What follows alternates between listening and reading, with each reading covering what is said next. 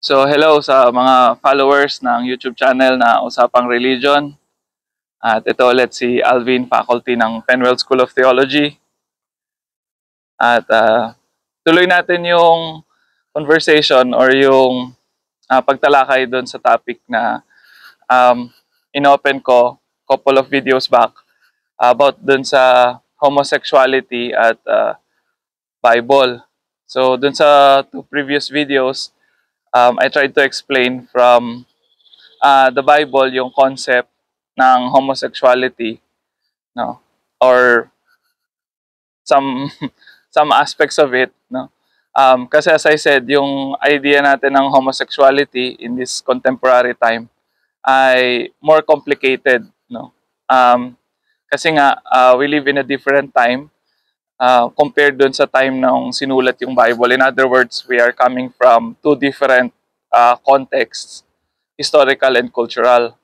So, I tried to explain in those two videos yung mga practices during the time no sinulat yung Biblia. And in one of the videos, may isang nag-comment, I forgot yung name. I don't want to pronounce the name incorrectly or ano, but yeah, I think he's also one of the regular followers ng channel. Sabi niya, um, kailan ba nagsimula yung modern interpretation about homosexuality, no, like yung sa Bible, no, bakit ang interpretation ng pag binasa natin yung Bible and nakita natin yung term, like especially sa mga English translation, yung term na homosexual, ang iniisip natin agad na meaning nun is yung modern day practices or yung present day practices ng homosexuality. So kailan ba nagsimula yon? Or I mean, kung yung modern interpretation ba ay meron ba talaga siyang, saan nag-originate, no? Saan nagsimula? Apparently, pagka pinag-aralan mo yung history ng sociology, no, and anthropology of different cultures, in ancient times, parang acceptable yung yung practice ng same-sex relationship in some cultures, no. Hindi ko sinasabi yung culture ng Biblia, but in some cultures outside the biblical tradition, no. So outside the Christian tradition, it seems like yung practice ng pagkakaroon ng same-sex relationship is ongoing, no. So kasi kahit pag binasa mo yung Bible, for example, yung Torah, sa Leviticus and some parts ng Pentateuch, merong instruction na especially sa mga priest not to not to lie in bed with another person, male or same gender or same sex, no. So ibig sabihin, yung practice na yon is existing in their time, pero merong prohibition sa people of Israel na wag niyong gagawin yon, no. So merong strong prohibition. So that's granted, no. So I mean, makikita natin na sa Biblia talaga, especially in the Torah, in the Old Testament, ay hindi acceptable yung practice na yon, especially among priests, no. Ang tingin doon is that is something against sa design. So but in some other cultures, most probably ay pina-practice yon, no. Another example na makita natin sa Bible is yung merong kumbaga negative na perception or perspective sa same-sex relationship or same-sex intercourse ay yung story ng Sodom and Gomorrah. No, when Lot was visited by angels, the people of Sodom and Gomorrah, mainly their males, no, yung mga lalaki, so nilusob nila yung bahay ni Lot and gusto nilang pagsamantalahan, no. They want to have sexual relationship dun sa mga angels which are male, no, yung dalawang male angel. So kaya nag-ayaw ni Lot, no, hindi niya ibinigay dahil ang sabi ni Lot doon, these are my guests. So nag-appeal si Lot doon sa law about hospitality to strangers.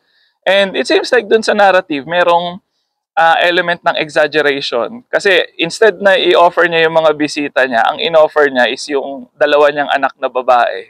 Nasabi doon, hindi pa nagkaroon ng any relationship with any man or with any male, no? Hindi pa sila nagkaroon ng meaning sexually they are not anong tawag dito, oriented, or let's say wala silang any experience, no, of having sexual relationship with any man. So sabi ni Lot, ito yung dalawang anak kong babae, sila na lang yung kunin ninyo. So there's an element of exaggeration in that dahil sinong magulang yung gagawa nun, di ba? So sabi nung iba, it shows yung wickedness na parang si Lot ay nahawa na din, no? Na parang willing niyang i-sacrifice yung kanyang dalawang babae. On the other hand, makikita doon yung pag-value ni Lot doon sa law ng hospitality to strangers, no? Na yung dalawang stranger na traveler na vulnerable doon sa kanilang society ay willing niyang proteksyonan at the expense of his own daughter, no? Pero doon makikita rin, syempre magre-react din yung mga feminists doon, na parang ipinapakita na yung value ng female, nung two virgin daughters ay lesser compared doon sa male, di ba? Na parang si Lot mas willing siyang i-sacrifice yung dalawa niyang anak na babae kaysa doon sa bisitang lalaki. So yeah, so it's not something simply about homosexual relationship, but it's actually about the culture and the wickedness of the people at that time. Na ganun sila kasama, no? Na pagka merong stranger sa lugar nila, they want to abuse it, no? Yun yung kanilang instinct, yun yung kanilang initial response. So yun, no? So makikita natin na parang at that time, kaya pinagbabawal yung practice na yon is unang-una, it's against the design of God, no? Sa Old Testament, no? So as I said, sa ibang culture pwede yan, pero among Israelites hindi pwede yan. Kasi nga, it violates yung design ng God for sexuality. Ang idea kasi ng sexuality is, part of that is yung procreation, di ba? Yung Genesis chapter 1, no? Nung nilikha yung male and female, they were given this mandate, this command to go and multiply and take over of the earth, or subdue the earth, or take care of the earth by being productive, no, sa pagdami. So ngayon, ang interpretation ng iba doon, ang intention ng sexuality is for procreation. No, binigyan ng capacity yung tao to to create and to replicate yung creation by reproducing through sexual intercourse, which is the logical act of multiplying, di ba? So kaya ang tingin ng ibang interpretation sa Bible, ang isa sa main purpose ng sex is hindi lang yung pleasure and yung intimacy, but it's actually, the main purpose of that is for recreation, or for, propagation, or productivity ng tao. So kaya yung iba, sabi nila, hindi pinagbabawal yung same-sex relationship kasi hindi yung dadami. Kaya ang joke sa Pilipinas naman, hindi naman daw nanganganak, bakit dumadami? Right? So dumadami pa rin kahit same-sex relationship. But anyway, that's a part of our making fun of this thing, Pero yun nga ang original design, ang argument ng original design, na ang sex is primarily intended for procreation. Kaya yung same sex ay hindi siya acceptable, no? Kasi hindi yun ng original design. Another is yung practice nga na yon is hindi siya pinapractice na in the context of marriage or family, no? Hindi yun ang main purpose ng practice. Sa time nila, it's either prostitution or humiliating another human being, no? Exploiting another human being, dehumanizing them by raping them, no? By raping them, yung male to male, no? As I said dun sa isang video ko nga, na yung sex is also a demonstration of power, no? If you're the one penetrating another person, parang ikaw yung upper hand, ikaw yung stronger being, no? So sa kanilang culture, para ipakita yung dominance mo, no? Re-rape mo yung another human being. So it's a dehumanizing act. Kaya hindi yun pinapayagan, no? Kasi it's dehumanizing towards the other person that is being subdued or being dominated upon. So yun yung two main reasons, I think, no? Kaya bawal yun. It's against the original design of creation, and second is it's being done to exploit or to oppress another human being. And yung third na reason bakit ipinagbabawal yan, kasi associated yan with worshiping of idols, worshiping of other gods, no? Kagaya nung binanggit ko before, na yung practice ng male prostitution, no, is also happening at that time. So na mayroong mga temple prostitutes, And kasama doon yung mga young boy o yung mga batang lalaki na soft, no? Ang tawag sa kanila soft men or soft boy, no? Sila yung pinipenetrate or sila yung nagiging object ng sex, no, from another person.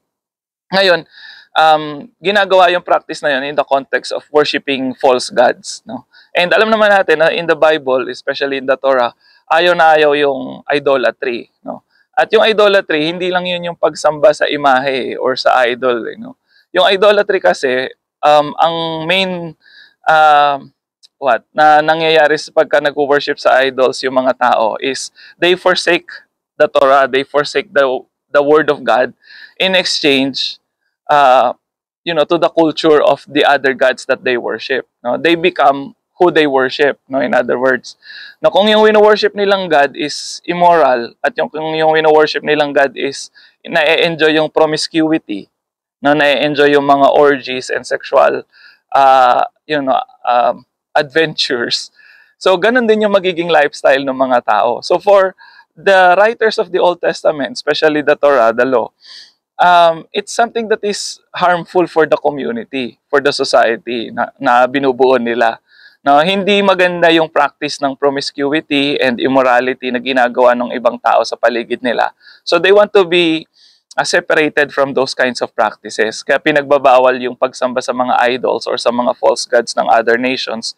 Kasi people will be drawn into following the same traditions and customs ng ibang tao. Kaya ang pagbabawal sa homosexuality, may mas malalim na dahilan yan dahil nakakonect siya doon sa pagsamba sa Diyos-Diyosan eh. No?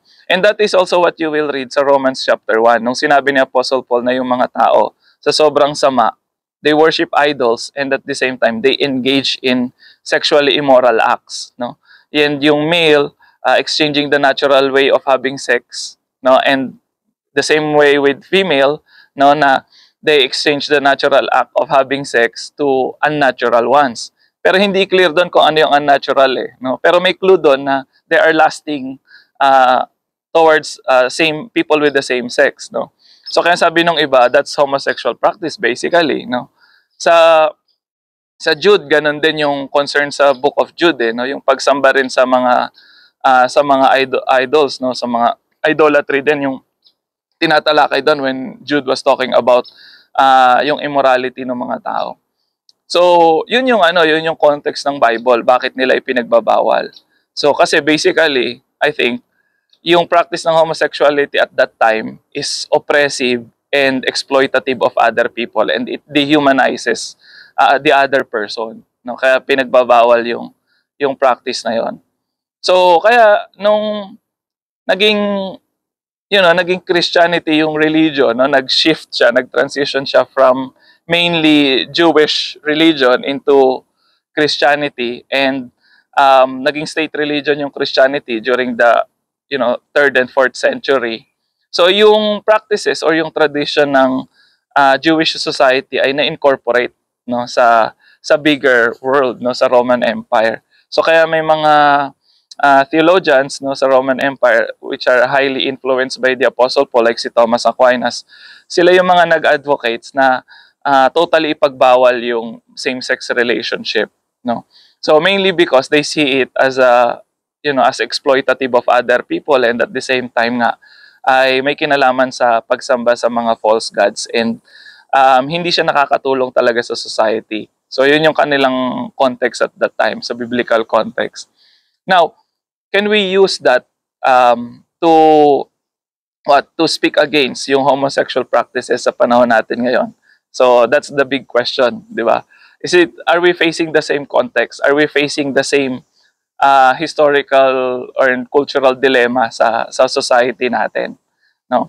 So pag nakikita ba natin yung homosexuality, is it a way of promoting promiscuity, idolatry, and exploiting another human being, no? I think yun yung mga main issues na kailangan nating tignan, no? Hindi lang basta yung practice ng homosexuality, kasi kahit naman heterosexual relationship, may exploitation din na nangyayari.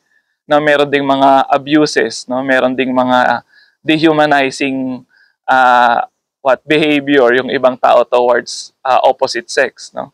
So yun yung mas malalim na problema natin when it comes to yung sexuality and yung relationships natin sa panahon natin ngayon. So yan lang muna yung masasabi ko at maraming salamat. Kung meron din kayong mga ibang research about this, so you can just post a comment. So I'm not pretending that I'm an expert on this topic. I'm just sharing my thoughts based on what I've read, what I've been reading. So yeah, so hindi ako expert sa history or anthropology or sociology ng homosexuality, but yeah, so yun lang yung mga thoughts ko rito. So I'm just saying them and inviting for conversation. So kung meron kayong mga ideas, then you can just share it sa comments or you can make your own video then. So maraming salamat sa opportunity, Direk. So till next time.